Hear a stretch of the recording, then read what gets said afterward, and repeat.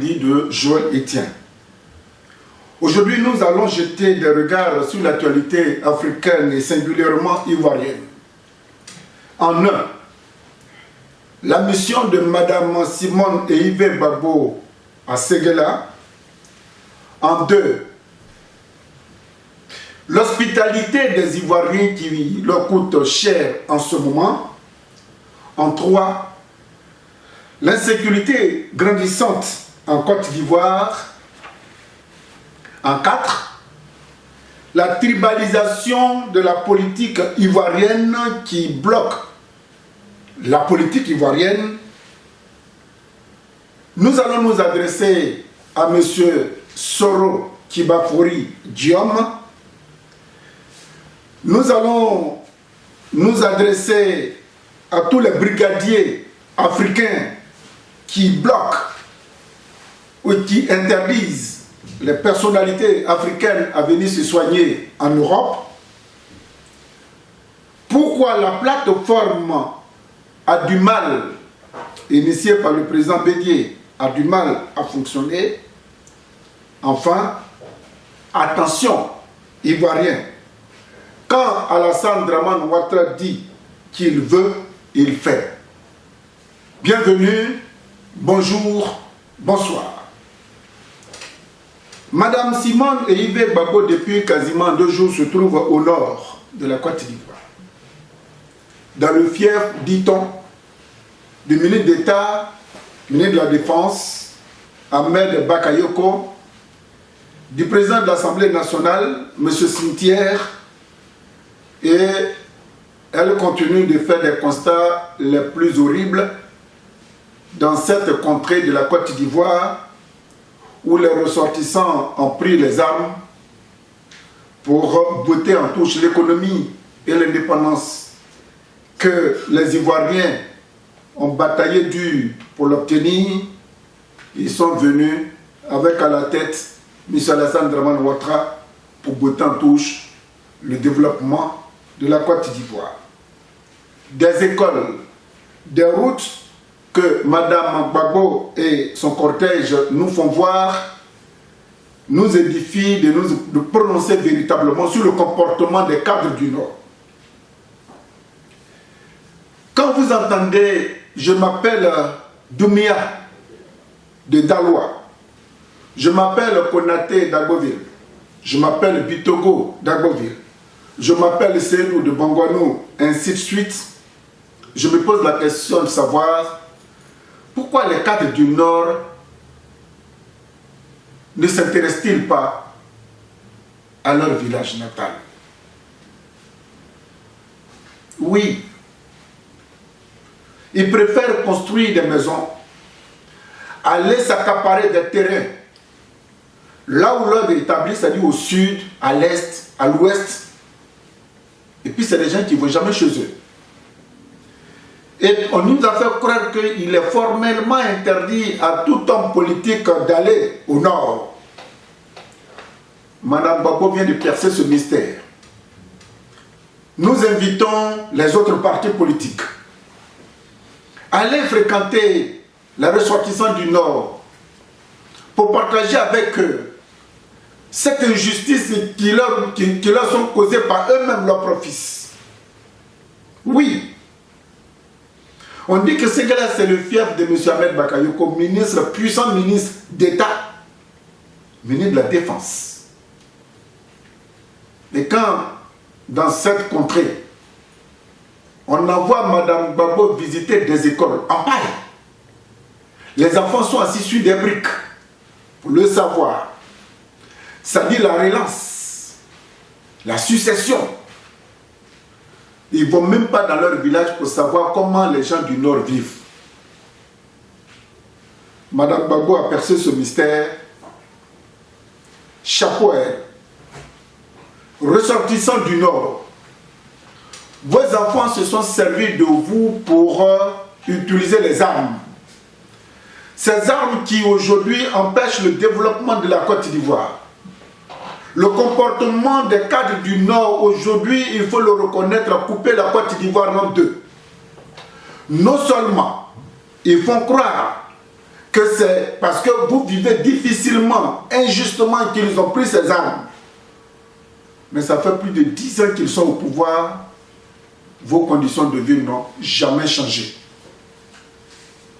C'est les gens du Sud encore qui doivent aller peupler chez vous.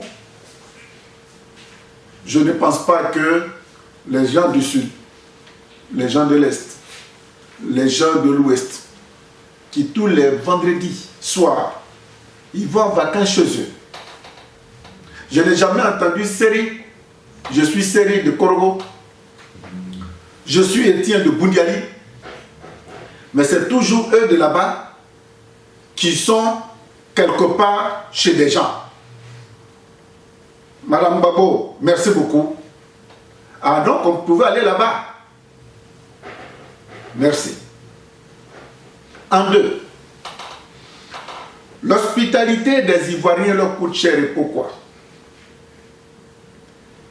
Le grand pays, la France, n'a que 11% d'immigrés sous son sol. Et avec ça, la France crie que les immigrés sont en train d'envahir son sol. Tous les jours que Dieu fait, pour ceux qui voyagent dans les avions, Manu Militari, on expulse tous les jours les Noirs chez eux. Souvent même, on peut parachuter un Ivoirien au Congo, un Guinéen au Zimbabwe, pourvu que les avions prennent la direction de l'Afrique, on les jette dedans et puis on les envoie. 11% d'étrangers sur le sol français et les Français disent qu'ils sont étouffés.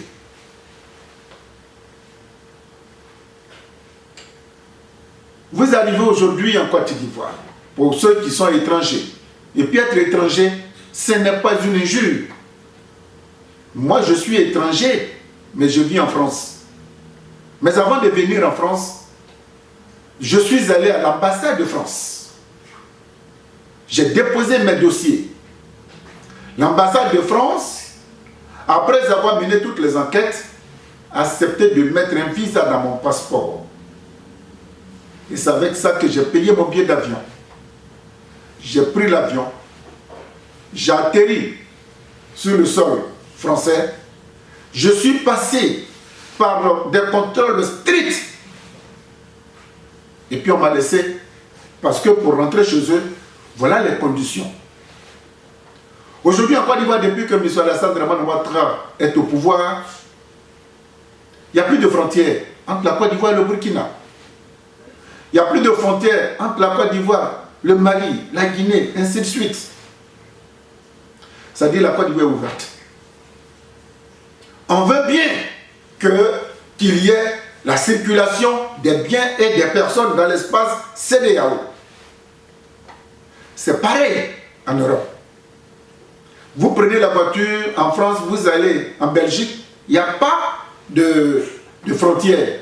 Mais eux, le pays où tu descends, c'est ce pays-là qui t'exige de te conformer de manière consulaire pour te permettre de traverser les autres pays.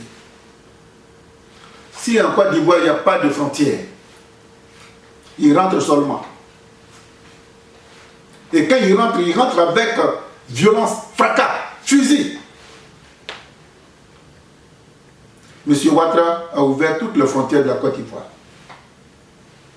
Je vous disais tantôt que la France a 11% d'étrangers sur son sol. Elle se dit qu'elle est étouffée. La Côte d'Ivoire en a 57%. 57%. C'est-à-dire que la Côte d'Ivoire est dans une logique où les autorités ivoiriennes sont dans une logique de la théorie du peuplement démographique. Ça veut dire quoi? Ça veut dire qu'on fait venir des étrangers sans aucun contrôle, sans aucune restriction consulaire, et puis on dit la Côte d'Ivoire, voilà, allez-y, faites ce que vous avez envie de faire. Rien n'est plus pénible que quand on te donne une voiture qui ne t'appartient pas, quand on te donne un vélo qui ne t'appartient pas, une moto qui ne t'appartient pas, et puis on te dit, bon, tiens, va faire tes courses. Imaginez-vous. Celui qui arrive, comme ce n'est pas son pays, et puis il voit la richesse de la Côte d'Ivoire, et qui dit que les Ivoiriens sont des paresseux parce qu'ils vivent dans le bonheur, mais ils ne savent pas qu'ils sont heureux. Ces étrangers-là font n'importe quoi. Si ce n'est pas pour aller déverser des enfants dans les forêts pour prendre de l'or, la Côte d'Ivoire n'a plus d'écosystème. Pays riche, 57% d'étrangers. La France en a 11. Elle dit qu'elle est étouffée. La Côte d'Ivoire en a 57. Vous imaginez un peu les dégâts? Et ces 57 qui sont en train de tout faire pour leur donner des papiers pour que ceux-là prennent part au vote. Alors je ne sais pas si l'opposition ivoirienne, les autorités politiques ivoiriennes, je parle des vrais Ivoiriens, prennent conscience que le danger qui guette la Côte d'Ivoire, les gens se sont servis de l'hospitalité ivoirienne pour faire n'importe quoi. Et ils continuent de faire n'importe quoi. Sur ce sujet, je vais vous donner 2 exemples. Et ça, je vais parler des Baoulés, des Guérés et puis des Bété. Vous arrivez dans un village guéré, vous êtes étranger, même si c'est la nuit, c'est le vieux même qui quitte sa chambre pour te donner sa chambre, parce que pour eux, l'étranger, c'est un mystère, c'est un vieux. Et puis lui-même, il préfère aller dormir quelque part, il donne son intimité à l'étranger. Vous arrivez chez les Bété. Le Bété quitte chez lui et puis donne sa maison à l'étranger. Vous arrivez chez les Baoulés, c'est pareil. C'est que l'hospitalité, ça. Ils sont même prêts à donner leur propre femme à ces étrangers-là, pour ne pas que j'exagère. Voilà une hospitalité qui nous entraîne, qui entraîne les Ivoiriens dans le chaos. Et aujourd'hui, les Ivoiriens, ils en ont jusque-là. Avec la complicité de ceux qui prétendent aller défendre leurs droits pour leur apporter le bien-être. Les hommes politiques ivoiriens, pour la plupart, j'ai honte. Voilà l'hospitalité ivoirienne. Ce qu'elle entraîne comme dégâts aux Ivoiriens. J'espère que ce qu'ils sont en train de vivre en ce moment, ils vont ensemble tirer les conséquences. 57% d'étrangers sur un petit territoire, 322 000 km². Je ne sais pas si vous imaginez le pire. Ça veut dire que d'ici 20, 30, 40 ans, les Ivoiriens ne vont plus exister. Ils vont s'immiscer dans la population. Ils vont faire des enfants. Et puis après, ça révélote. Akissi va coucher avec Soumaoro. Seri Janet va coucher avec Ismaël. Et puis ils vont faire des enfants. Et voilà des loups qu'ils vont mettre sur le petit territoire, 322 000 km² de la Côte d'Ivoire. Bientôt on ne parlera plus d'Akan, de Krou, de Manding, de ceci et de cela. La Côte d'Ivoire va exploser. La France qui a 11% crie au loup. Je vous laisse faire vous-même, pour vous. Je ne suis pas fâché. Je vous dis que je vis en France. Mais avant de rentrer en France, ils ont pris mon nom depuis la Côte d'Ivoire. Tout ce que je fais est suivi par le système français.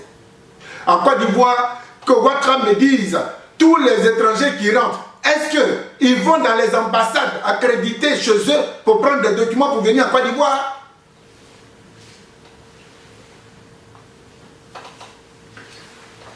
L'insécurité en Côte d'Ivoire. Parlons-en. Voyez, c'est triste. C'est vraiment triste. Quand M. Ouattara était venu en Côte d'Ivoire, il a dit qu'il venait apporter la prospérité et la prospérité aux Ivoiriens. Les gens, ils ont applaudi. M. Ouattara, sous l'effet de la colère, tous les gendarmes, les militaires, les policiers ivoiriens, il en a tué beaucoup. Beaucoup ont pris la tangente. Ceux qui n'ont pas pu fuir sont en prison. Le peu qui était resté, on les a obligés à rendre leurs armes. Et c'est les étrangers. Je dis bien les étrangers. Les FRC, les forces de Ouattara, les Dozo. Maintenant, c'est les microbes à qui on donne des armes. Et nos frères et sœurs qui ont mis ce boulot et qui ont prêté serment, qui ont décidé d'aller au secours de la sécurité de notre pays, ceux-là sont complètement démunis, dégarnis d'armes. Comment des syndicalistes peuvent se permettre d'aller à Yopougon, dans un coin qu'on appelle Yopougon la vache, aller prendre l'arme d'un gendarme et tirer sur le gendarme à boulet rouge en pleine journée.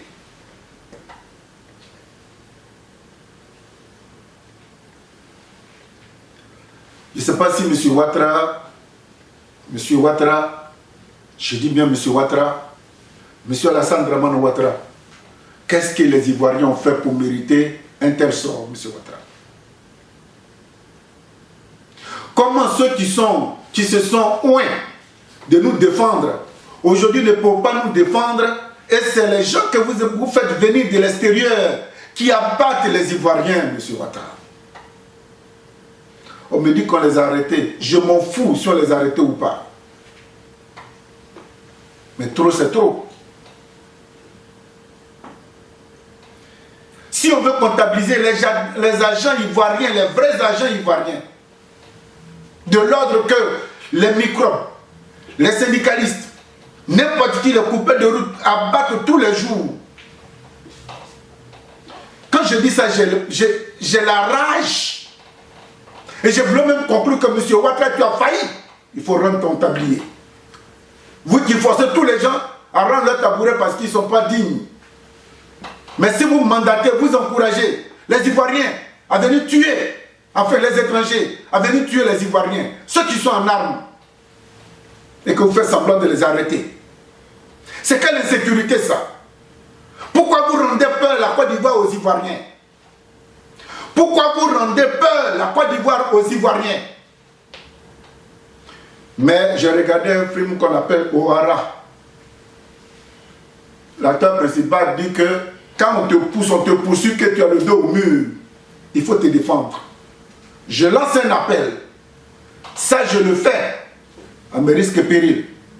Ivoiriens, nous allons nous asseoir pour qu'on nous tue pendant combien de temps pour qu'on se réveille? Pleurez vos morts, qui n'ont pas demandé à mourir si tôt, et qu'on leur arrache la vie parce qu'ils sont Ivoiriens. Pleurez vos morts, nous allons pleurer nos morts. Les gens rentrent de jour, de nuit. À l'église Sainte-Cécile à Angré, une pauvre secrétaire, ils sont allés, ils lui ont arraché la vie. J'ai lu, on dit oui, ils ont attrapé l'assassin plus ses deux complices. On les a jugés pour l'éternité. Ah, la Côte d'Ivoire fait peur. La Côte d'Ivoire fait peur et j'ai peur pour la Côte d'Ivoire. Nous allons aborder le dossier que j'estime assez sérieux encore, la tribalisation dans la politique ivoirienne. En Côte d'Ivoire, ce n'est pas le projet de société que les gens présentent. Hein. Qu'est-ce que le candidat peut apporter aux Ivoiriens? Ce n'est pas ça. Je suis baoulé, tous les baoulés doivent me suivre. Je suis bêté, tous les bêtés doivent me suivre. Je suis doula, là on n'en parle même pas. Ça fait que la politique ivoirienne est bloquée. Les gens ils ne prennent pas le temps de s'asseoir pour lire. Oui, le monsieur a dit qu'il va être président. Le monsieur a dit qu'il veut être candidat. Le monsieur dit qu'il a un parti politique. Qu'est-ce qu'il propose aux Ivoiriens? On demande simplement son nom. On dit qu'il s'appelle Fakou. Il s'appelle Fatiga. Il s'appelle Seri. Il s'appelle Kona Kwadjo. Et puis le Baoulé demande, ah, c'est un Kwadjo, il vient d'où? Il vient de Toumoudi. Ah, mais s'il vient de Toumoudi, c'est que c'est un cousin. Et puis on va prendre le bulletin, on met dans l'urne. Et puis après ce Kwadjo-là, une fois au pouvoir, il nous montre que, en fait, il n'a rien à nous proposer et ça rigole comme ça. Les enjeux qui arrivent, s'il vous plaît, Ivoiriens, parce qu'il faut commencer par la base. Ce qui nous arrive là, l'an 2020, si on y prend garde là, la Côte d'Ivoire va nous échapper par nous-mêmes, notre propre lacisme. Prenons le temps. Pour ceux qui ne savent pas lire, les députés sont là, les maires sont là, les partis politiques ont des bases. Qu'ils prennent le temps de lire ce que les candidats proposent pour l'amélioration de la condition de vie des Ivoiriens. S'il vous plaît, ce n'est pas parce qu'il s'appelle Babou, ce n'est pas parce qu'il s'appelle Kona Bédié, ce n'est pas parce qu'il s'appelle, je ne sais pas, bon, je ne dis pas mais qu'est-ce qu'il propose? C'est à partir de là, on regarde pour les autres. Celui qui donne, qui fait là, c'est comme un appel d'offres. C'est celui qui offre, qui rassure. C'est celui-là qu'on doit porter à la tête du pays. Je vous demande pardon. Ne tribalisez pas les partis politiques.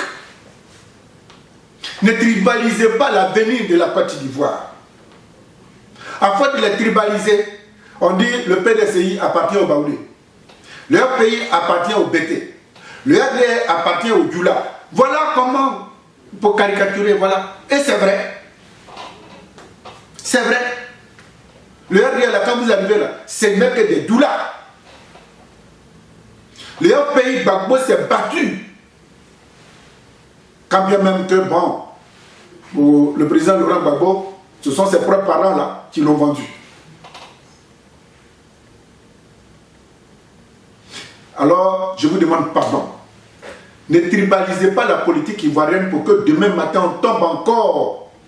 Parce qu'en tribalisant la politique ivoirienne, les autres qui nous observent, j'ai l'impression que les Ivoiriens ne se rendent pas compte de la manière dont la Côte d'Ivoire est convoitée par l'extérieur à cause de ses richesses. Mais les Ivoiriens qui sont sur le territoire, ils ne voient pas.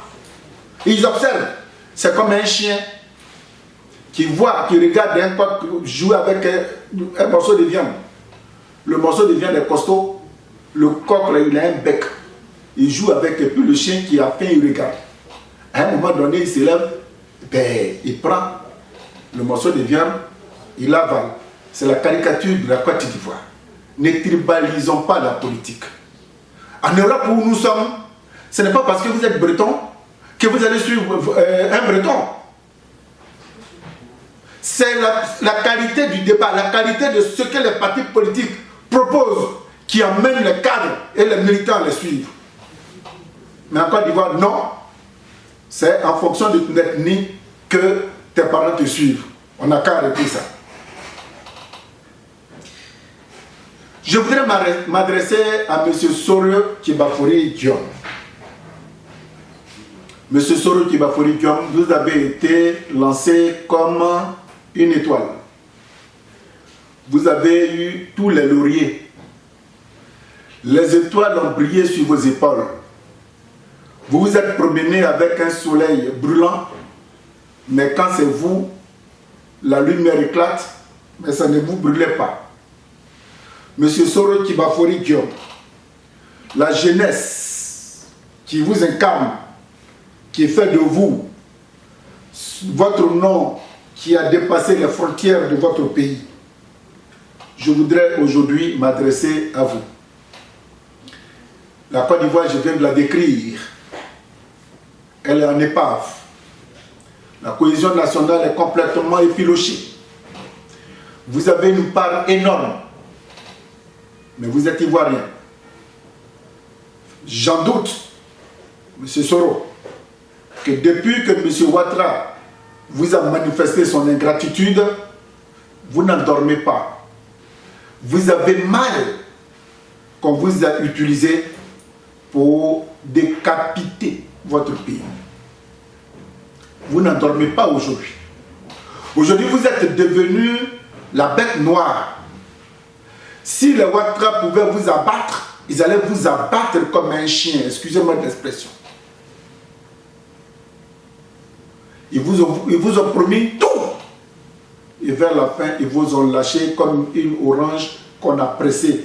Et donc, la peau ne pouvant pas servir, on a jeté à la poubelle. Mais pour les Ivoiriens, ils ont encore besoin de vous. Mais à quel prix, M. Soro? Les Ivoiriens veulent savoir si vous avez vraiment ce remords. Vous avez une manière de le traduire plutôt qui ne vous sente pas la sincérité de votre mea culpa. Et pourtant, le regret se lit sur votre visage. Vous en avez jusque-là et vous voulez en découdre. Il y a beaucoup de cadavres dans les placards qui vous regardent toutes les nuits. Mais M. Soro qui va fourrer Guillaume. Vous continuez de prêcher. Je voudrais vous dire de changer complètement de langage. Montrez que vous êtes vraiment abattu. On vous a utilisé. Votre jeunesse a fait que vous avez voulu sauter du coq à l'âne. C'est-à-dire que l'an 2020, en fonction de ce que les Sarkozy, les Ouattara vous ont promis, les Blaise Compaoré, 2020, vous devenez président de la République de la Côte d'Ivoire à 48 ans. Ce n'est pas l'âge qui m'importe, mais c'est l'environnement et les conditions dans lesquelles on vous a mis et qu'aujourd'hui, c'est comme une bulle. On vous a enfermé, vous empêchant de respirer. Vous connaissez les Ivoiriens. Ils pardonnent rapidement, mais à une seule condition.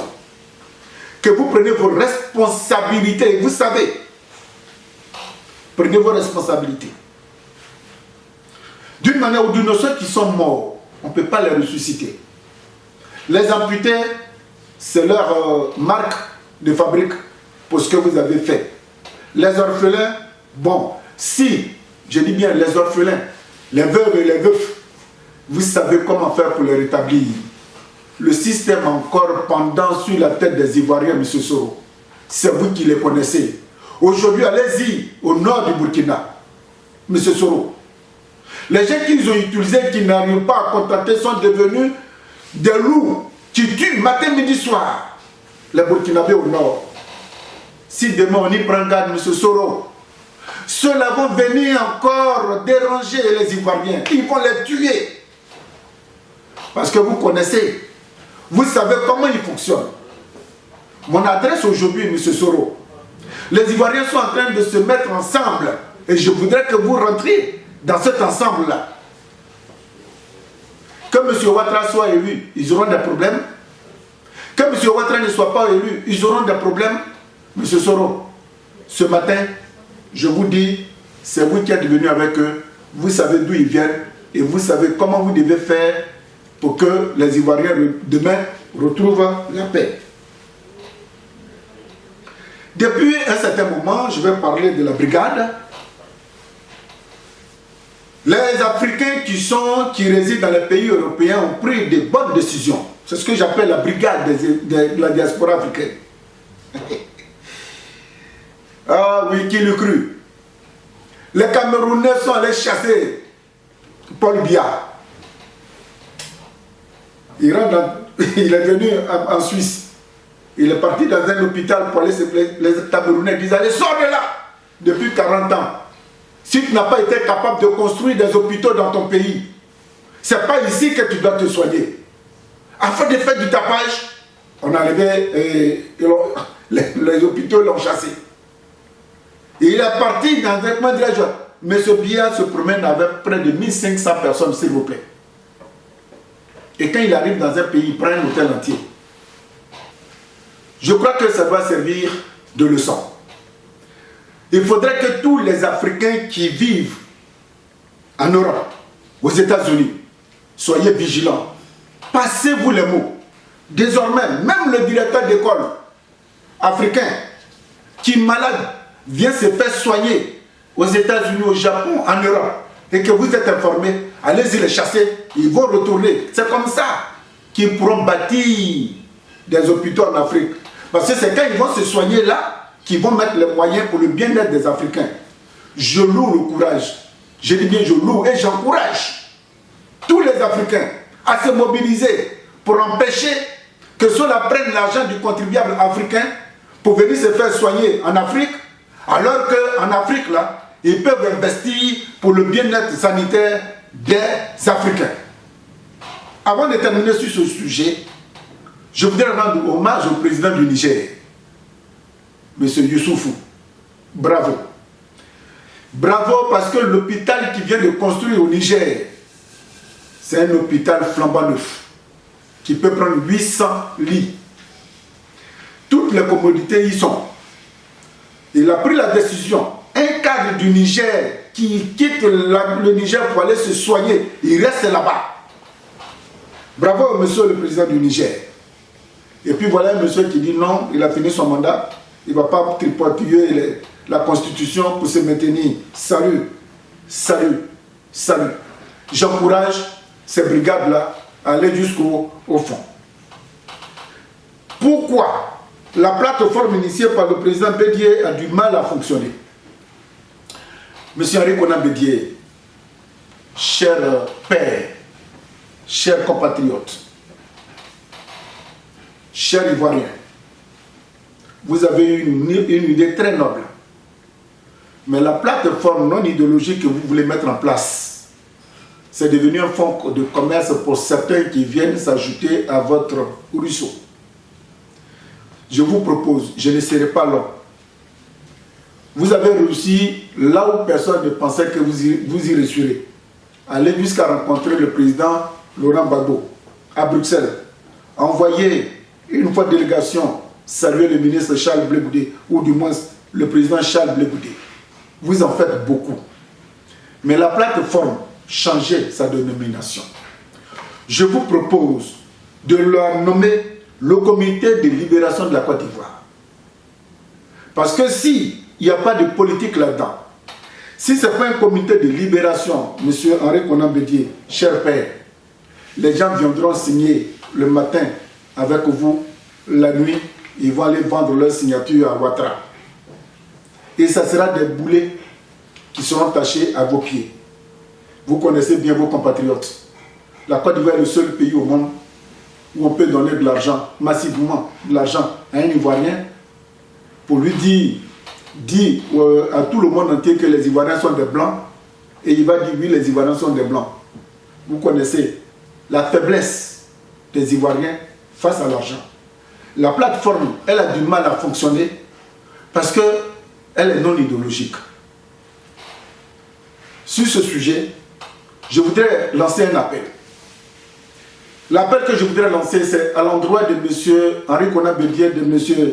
Maurice Kakou Dikawé, de M. Aswadou, Laurent Koun, tous les cadres du FPI et du PDCI. À partir d'aujourd'hui, je vous suggère de ne plus fonctionner en solo. Quel que soit ce que vous faites, il faut que les Ivoiriens sentent que vous êtes unis. Faites tout ensemble, ne jouez pas solo. Et puis, une fois que vous allez commencer, les jeunes vous regardent et le moment venu, l'appel que vous allez lancer, ils vont vous suivre.